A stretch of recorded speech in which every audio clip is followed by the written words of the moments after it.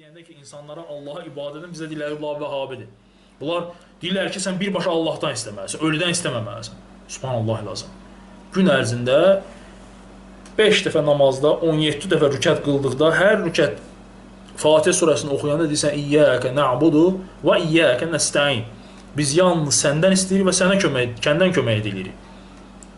Və bu kəlmələrdən sonra insan nə edir? Allahdan qeyrisinə yönəlir və Allahdan qeyrisinə nə edir? Özü ilə arasında nədir?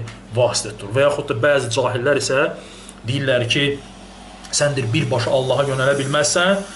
Necə ola bilər ki, səndir hansısa bir müdirin yanına gedəndə onun deyir köməkçisinin vasitəsilə girir sonra. Subhanallah lazım.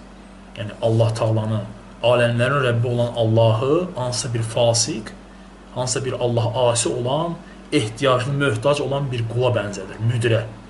Subhanallah, sən Allahla müdiri bir tutursan. Allah Subhanahu Taala ona dua etməyəndə, ondan istənilməyəndə qəzəblənir.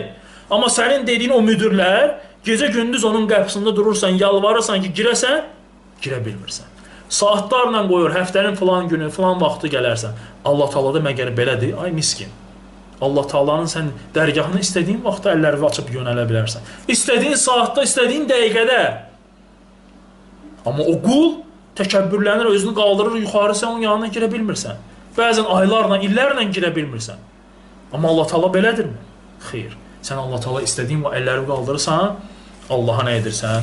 Yönəlmiş olursan, Allah Taala'ya dua etmiş olursan və Allah Subhanahu Taala da ondan istənilməyəndə qəzəblənir. Amma bu qul onun qapısına gəlib döydüyü üçün, ondan istədiyi üçün yardım səni qapısından qovulur. Bəs deyirsə, get işdə də, get pul qazan. Allahu Ekber.